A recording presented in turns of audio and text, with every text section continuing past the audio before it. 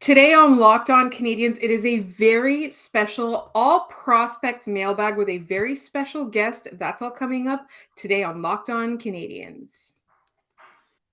Locked On Canadiens, your daily podcast on the Montreal Canadiens, part of the Locked On Podcast Network, your team every day.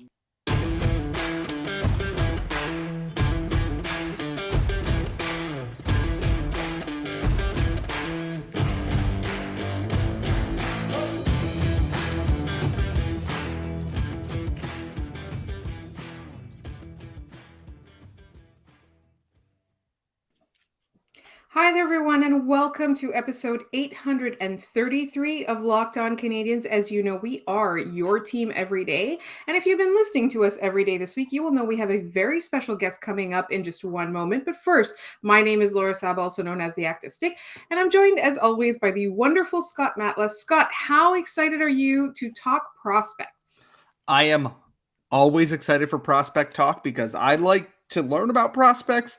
I like to be told things from people who do this for a living to help me figure out everything before NHL draft season arrives in full for the Montreal Canadiens. And to that end, we have a very, very special guest today. He's been on the show before, and our listeners have really loved him. So we were so excited to have the opportunity to bring him back, particularly since he's got a fancy new title now. He was always scouting for Dobber Prospects, but now he is the head scout for Dobber Hockey. And his name is Sebastian High. You will know him from our show. So hi, Sebastian. How are you doing? I'm doing great. Thanks for the flattery with the intro. It's much appreciated.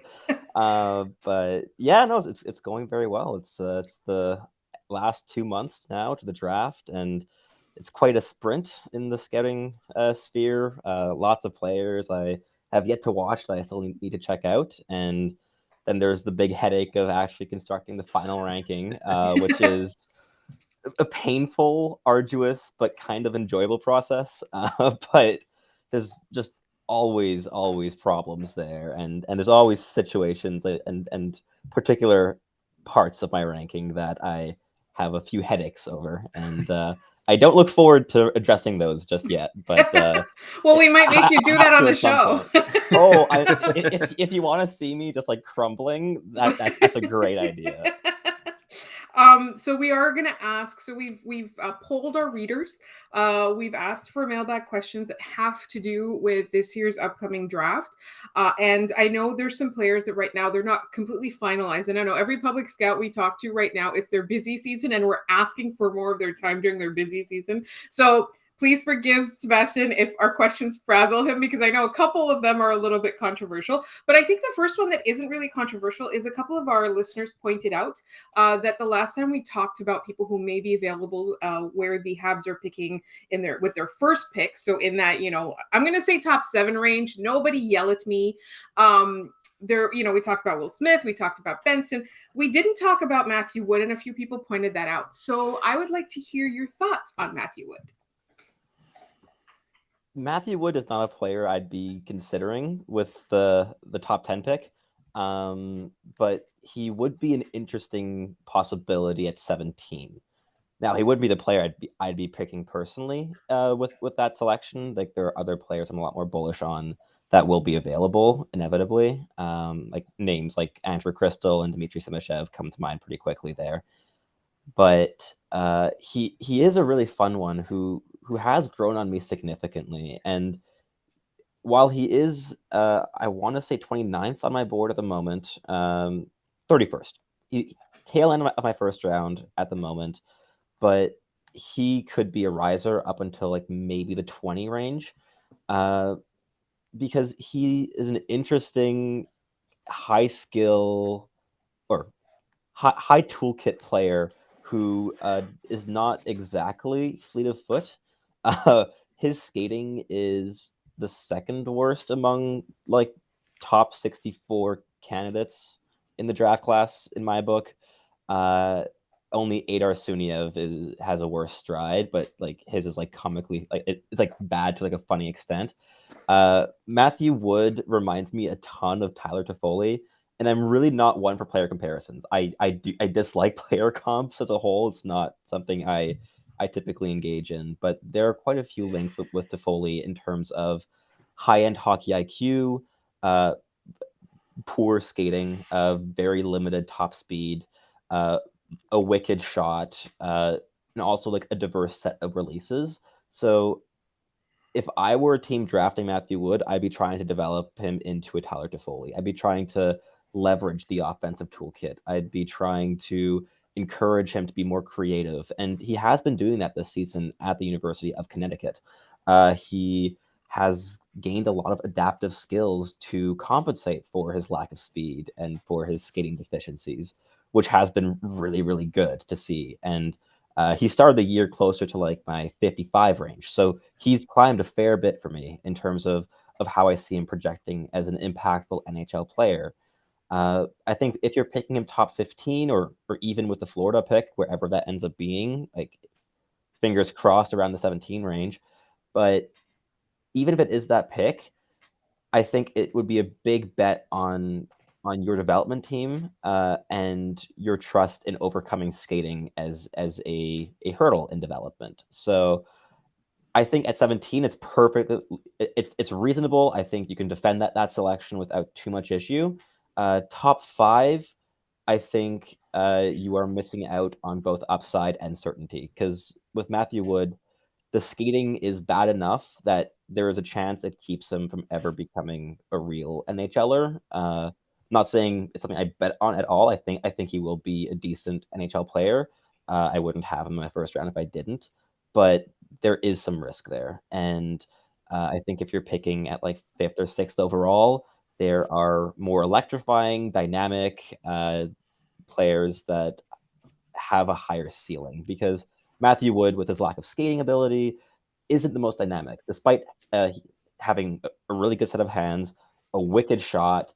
He's learning to understand like spacing and timing with defenders and delaying on off the rush to create those gaps and to actually like build a bit of a playmaking game off of that, which has been great to see. Like that has been really very very promising this season, and his development has been great, especially for the youngest player in college hockey.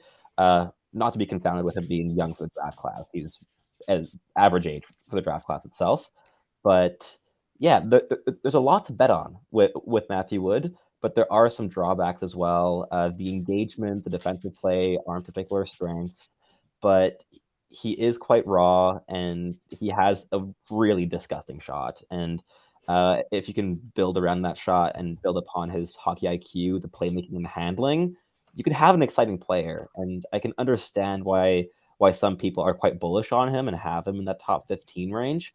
And I can also understand why other scouts don't even have him like top 40 or top 45 because there are concerns there as well. And I think as a whole, the whole range between 15 and 45 in this draft class is pretty tight. Like you can make decent arguments for a lot of players to sit anywhere in that range. This is definitely the year to bank up on 2nd and 3rd round draft picks and hope that guys that you have ranked top 30 fall to you. That I think is the best tactic of making the most of the depth in this year's draft class is perhaps instead of reaching on a guy at like 5th overall or even 17th, of kind of just hoping that players that you see as a similar caliber to them, that they just fall to you later in the draft class. That'd be my personal tactic. So we've got a ton of mailbag questions that come from you guys. Matthew Wood was just a general question where a lot of listeners pointed that out. So we're going to get into the mailbag questions in just one moment. But first, this episode is brought to you by eBay Motors. For a championship team, it's all about making sure every player is a perfect fit. It's the same when it comes to your vehicle. Every part needs to fit just right. Don't I know that? So the next time you need parts and accessories, head to eBay Motors. With eBay Guaranteed Fit, you can be sure every part you need fits right the first time around. Just add your ride to my garage and look for the green check to know the part will fit, or you'll get your money back. Because just like in sports, confidence is the name of the game when you shop on eBay Motors. And with over 122 million parts to choose from, you'll be back in the game in no time. After all, it's easy to bring home a win when the right parts are guaranteed. Get the right parts, the right fit, and the right prices on ebaymotors.com. Let's ride. eBay guaranteed fit only available to U.S. customers. Eligible items only. Exclusions apply. All right, so we're gonna start with. I want to stay in that top because there's a couple questions that follow up from that. So obviously, lots of hype around Will Smith, our friend Jim in Ottawa, hockey in Ottawa. Sorry, our friend Jim, hockey in Ottawa. Literally, the question is just Will Smith. Yes. Yes, Will Smith. Yes. Will Smith is one of the most electrifying players in the draft class, and I can fully understand why a lot of Habs fans are putting a lot of hopes into him. I know, Scott. Yeah, I totally understand it. Like, it's me. I'm Habs fans. I am perhaps a little bit less bullish than others, but don't let that take away from the embodiment of excitement that Will Smith is. He is electrifying. The combination of elite handling skill, elite creativity is just so much fun to watch, especially on a line that ticks as well as that top NTDP line. Like, that is the best junior hockey line that I've seen in the past 3 years. It's thoroughly dominant. They understand each other tremendously well. It is not very good defensively, but it doesn't have to be. That's not what it's meant to do, right? Like, the NTDP has other players that can play good defense, like Oliver Moore, who I adore, right? Like, but that top line just puts up ridiculous numbers. I have a spreadsheet with some advanced stats that I have access to for the draft class, and that top line like just dominates every single offensive stat on top of guys like Connor, like Bedard himself. Like they do some otherworldly stuff in the NTDP. And Will Smith is the high skill player on that line. He is the dynamic factor, and while I'm not entirely convinced yet that he safely projects as a center at the next level, I think you are getting an electrifying offensive piece. I do think his skating needs to improve. I do think that he will need to try to diversify his game a little bit. He can be a bit reliant on the extra space he has in junior hockey. But those are all things that elite players adapt to. And we saw that with Logan Cooley this year. He had some of the same concerns. Big difference there is skating, which just isn't at all an issue for Cooley, but it is for Smith. But Smith is a better goal scorer than Cooley is. So you have some, I guess, equality there. But those are two relatively comparable players in terms of value. I'd probably side Cooley over Smith, especially given his D+1. But in terms of draft year, that would be a really tough one for me. It'd be a bit of a coin flip. So all to say, Will Smith is an excellent prospect. I have him ranked, I want to say 8th or 9th overall right now. I have him 9th on my board, but 7 to 9 is pretty close for me. And he is falling a bit behind like guys like Zach Benson and Leo Carlson and Matvei Michkov for me, but that really shouldn't take away from the brilliance that Will Smith is. So I fully understand why people are excited, especially considering that Kent Hughes has some connections to Will Smith and to the NTDP that makes it perhaps a more realistic option at the draft than the other guys I mentioned. So yeah, I can totally get it. Will Smith is awesome, and me ranking him 9th overall right now really doesn't take away from that fact. It's splitting hairs often, even towards the top of the draft. Like it's been a tough draft to rank, and I'm starting to care a little bit less about the differences between individual spots in my ranking, just because it's all so tight anyways. Speaking of that, because this is what I'm learning from this conversation, is that you're constantly working on your rankings. Like, this is the thing. Like literally it's the one we're talking optimizing. about. Yeah, it's about optimizing it, not perfecting it. Like there is no way of perfecting it.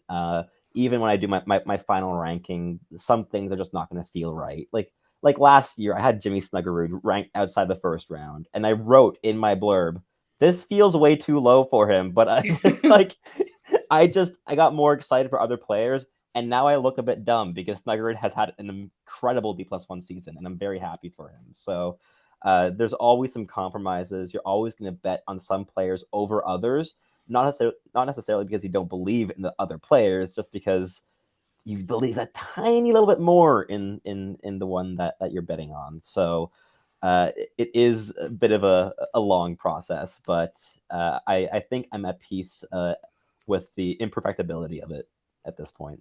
I thought it was, it's phenomenal just because you get that insight, because on draft day there's teams that are sitting there that have, like, they're still playing around with their rankings For sure. as the names are being called, and then like you get to somewhere where it's like you said, optimized. It's never perfect, it's optimized, and then someone takes the player that you want and you've got to like re-optimize it all over again in the moment, which I think is really cool. But I want to stay with Will Smith a little bit, because you already kind of talked about this, but Ryan Sanders on Twitter asks us, do you think it would be smart to draft Gabe Perreault at 17th overall with the Panthers pick if the Habs draft Will Smith with their own pick? They seem to have extremely strong chemistry and will continue to build on it next year at Boston College. I think 17 is a bit high, both for my own board and where I think he will end up going. The possibility I'd find really cool is if they would use 17 to trade up to like 10. Then they draft Will Smith at 5, Ryan Leonard at 10, and then Gabe Perreault at like 37 or whatever they're going to pick. I think I wouldn't say it's likely Perreault is available at 37, but I think it's possible. Less so with his current U18s, just considering how good he's been there. But the same thing happened with Isaac Howard last year, where he fell to 31 to Tampa. So I think it's possible that he falls a bit further. Gabe Perreault is perhaps the most fascinating case study in this entire draft class. He's been really difficult to pin down for me, because on the one hand, he has one of the highest hockey IQs in the entire draft class, which isn't a term I love using, but in terms of processing speed, vision, his ability to find soft ice, his mental pace of decision making, all these different mental components of the game, he is incredibly good at. And Scott Wheeler put out an article about on Gabe Perreault today, and really delved into that, and how the people around Gabe Perreault also see that, like, the hockey sense is just like unbelievably good, which it is. And I think where perhaps some more skepticism comes in is that Perreault is a player who lacks both adaptive skate, who is not the strongest skater, and we can delve into why I think that in a second, because I know there are some clips of a Gabe Perreault straight line sprint being decently quick, and everyone's like, he's a good skater. It's not, unfortunately, it's not quite that simple of how to evaluate skating. I wish it were. It would save me a lot of headaches. But you pair the skating deficiencies, which I think are relatively substantial, with a real lack of physical play, whether that be leverage tools to kind of lower the body weight, to win puck battles, just overall muscle, and but also with like the physical habits, right? It goes beyond just strength and strength training. It goes with physical habits. Like certain players have incredible like physical habits despite not having the physical tools. Like Xavier Simoneau, he can bully players off pucks despite being 5'6", because he has excellent leverage mechanics. He can win those puck battles. He's really tenacious. He's super intense. Gabe Perreault is the classic like tertiary player on the line. Like he outthinks his opponents. He will be in the right position. He's not the player you want carrying the puck up the ice. He's kind of the player to make that first pass, to then drift into open space afterwards, like space that his teammates can create for him. So he kind of is that tertiary piece rather than the offensive driver, which is, I think, one big thing for me. And on the other hand, not having those physical tools can make it more difficult to be that tertiary piece in the NHL. Like if we're looking, if we think of like tertiary pieces on like top lines, which I think is what a lot of people are hoping Perreault can become, is I don't think any scout is thinking, oh, this is our future like first line offensive driver. It's, I think this player can keep up with our elite players and can put up big numbers. So we're thinking of like the Buntings, the Hymans, like the players that you stick with your top line to support them, to complement them. Now Perreault doesn't fit that mold at all in terms of style, and which I think is fine. It just means he will need to really, really, really optimize what he does. He will have to be absolutely elite at the mental component of the game and all these different things that I think is possible. And if he does that, you have a tremendous piece that is just so fun to watch, making all the right decisions, almost playing like a puppet master on the ice. I think if he really, really, really hits, you can get that. I also think there's a decently large chance that his combination of lack of skating and physicality can keep him from making an impact at the NHL level. The question is his elite brain elite enough to make him work in the NHL? Because there isn't a player in the NHL right now that is like Gabe Perreault in my opinion. He's a unicorn, and that I think is legitimately concerning for multiple reasons. If you can't directly compare a player to a current NHLer, you have to wonder, why is that, right? And you have to kind of like ask yourself these questions in evaluation. And I desperately want Perreault to be a thing. I want him to succeed. I really, really, really do. He's an undersized, hyper intelligent guy. That is like my type, totally. Like I love those players, but they're in a class as strong as this one. That is a really big risk to be taking at 17th overall, and I'd be a bit hesitant. I think it'd be a massive swing on upside, really risky. That could pay off. It would just be a very, very big risk. And last comment on Perreault would be on his skating. He really lacks strong skating mechanics. He's fairly choppy, upright. With a high stride rate, he can achieve a higher speed, but the actual like explosiveness, the agility, all these things are weaknesses. And with him being relatively undersized, those are things that become more and more visible as the competition like increases in strength and speed and intelligence. So those would be my concerns with Perreault's development. So 17 spooks me a little bit. I wouldn't be like floored if a team did it, considering just how good he's been this season in terms of producing. Like he is a tremendous junior hockey player. He has mastered the art of junior hockey. The question with him is not how good is he in junior hockey. The question is how good can he be in the NHL? How good will he even be in the NCAA? Now, I think him sticking with Leonard and Smith in the NCAA is massive. I think that is really giving him the best chances to develop into a player that can play his style at the NHL level. And if one team drafts all three, I think his chances skyrocket. I think like that line is chemistry that you rarely see. And I think if you can keep them together for their entire careers, that is, I think you'd get a line that's worth more than its impressive some of it and the already impressive some of its parts. So Perreault is spooky, but I can totally get why people like him a lot. We're going to turn our attention to goaltending now in just one moment here on Locked On Canadiens. All right, I've got two goalie questions for you, and I'm going to combine them. They were very separate, but I want to combine them because I didn't know where to put the second one. So obviously, one of the questions, this comes from MZ on Twitter. If the Habs are the first to draft a goalie in the upcoming draft, which one should they choose and why? And then we have Brady Piercy asking us, should the Habs draft Cristobal Huet's son, Ewan? So I just want to talk about goaltending real quick in that, like, one of the things that we've talked about is that right now we're not sure who the goaltender of the future is going to be. When, 5 years from now, who's going to be the guy that's like that sticks around here for 10, 15 years and is a solid person.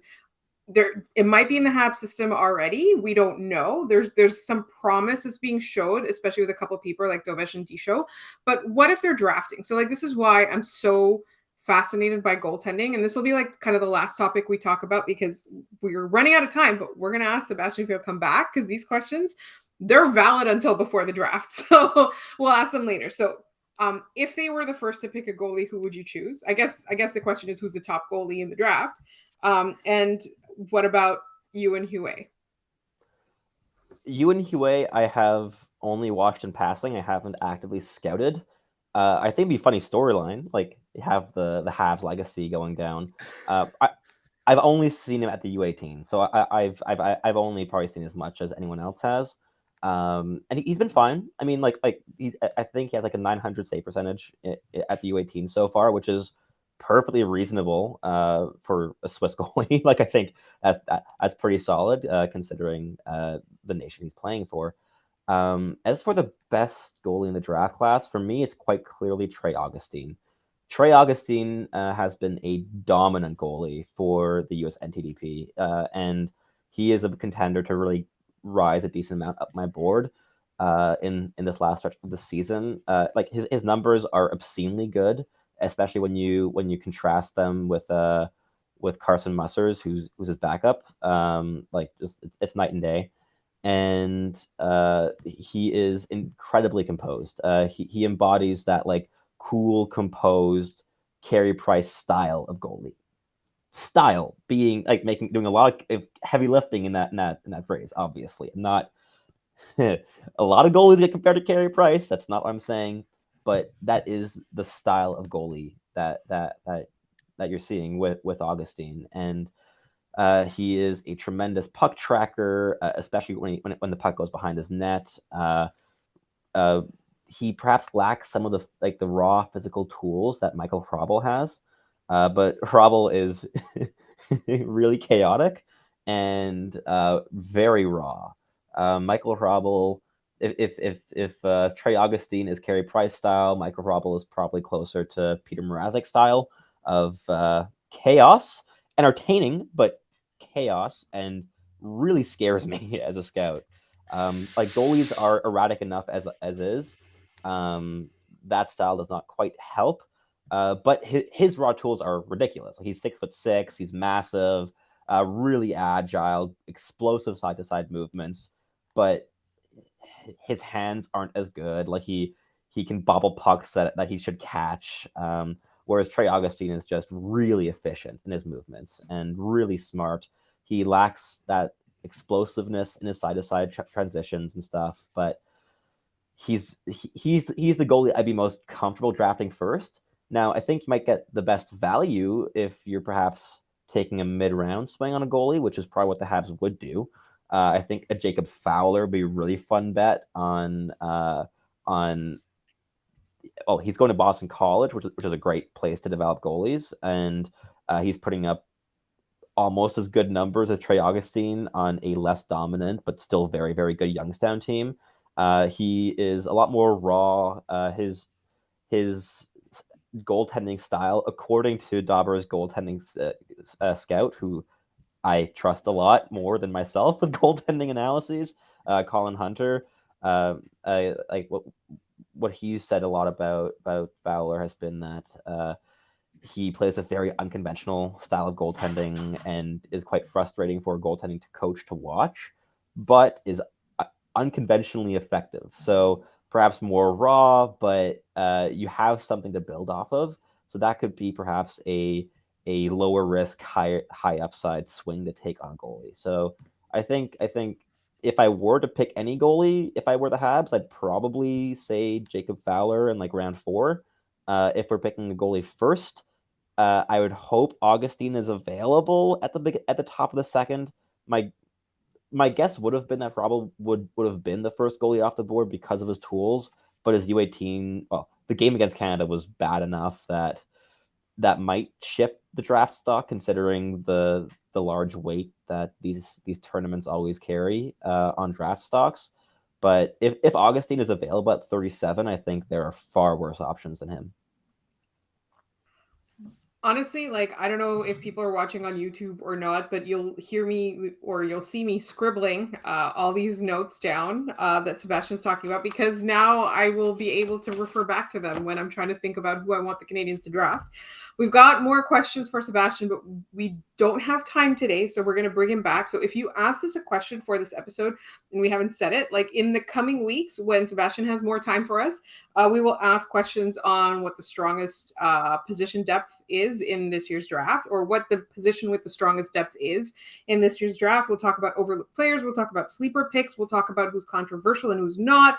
We'll also talk about who, Sebastian specifically, because he's one of us, who he'll be disappointed if the Canadiens don't pick them. And that's all coming up at some point in the coming future. But in the meantime, Sebastian, tell people where they can find all of your work. Twitter is where I centralize everything. So High_Sebastian on Twitter. Follow us at Dobber Prospects. We are going to have our final ranking coming out in June. Our pre-U18 ranking is out and has been for the past week, so go read that. That is, you can find that at dobberprospects.com, or I retweeted on Twitter. That can be found in many different places. And I also have a Substack where I'll be posting my own personal top 100 with explanations of my rankings before the draft. So I have a lot of writing and a lot of scouting to do left in the next 2 months, but it's going to pay off, and I'm going to be going to the draft, so that will also be enjoyable in June. So yeah. Have you been to Nashville before? I have not, but I'm going with a big country music fan. I am less of a country music fan. I love Johnny Cash. That's like my... You're in the clear. You're fine. You're in the clear. You're fine. Okay, let's go. So Johnny Cash is like the only country I listen to. But I'll go to the Johnny Cash Museum. So that will be my one country activity in Nashville, because I feel like it's a rite of passage of going to Nashville. You have to do something country related. I will go to the Johnny Cash Museum and give that a big check mark, and then progress beyond country music. Well, if you walk down Broadway, there's all the little bars and stuff. So walking by will just be country activity anyway. I believe it. I remember when I went, and somebody asked me like, "Oh, where are you guys?" And I texted back, "We're at the Honky Tonk Bar," and that was literally the name of the bar. And he was like, "What's a like?" No. He was like, "Which bar is the Honky Tonk one?" I was like, "No, it's literally called that." But I went there to cover. There's only one that's called that specifically. Which is still surprising to me. I thought there would be more of those, but they've all there's so many, but there's a couple of live music bars that don't have country music, which is really cool. Nashville is a great time. I'm very jealous. I got to cover the All-Star game there a few years ago. That's when I went to the Honky Tonk Bar. But it's such a great time, and like I'm so excited for you because the fans are going to be amazing. The city's going to be amazing. Hopefully it won't be too sweltering. Obviously extremely jealous, and everybody follow Sebastian so that you can, get all the coverage and follow in real time. In the meantime, if you're looking for us, we are on Twitter at LO_Canadiens. You can subscribe to our podcast on YouTube and wherever you get your podcast. You'll find Scott on Twitter at Scott Matla. You'll find me at The Active Stick. You can also email us at lockdowncanadiens@gmail.com. Subscribe, tell your friends. We've got lots of draft coverage coming up, especially with Sebastian. We're going to ask for him to come back as many times as we possibly can get away with it. So thank you all so much for listening, and we will talk to you next week.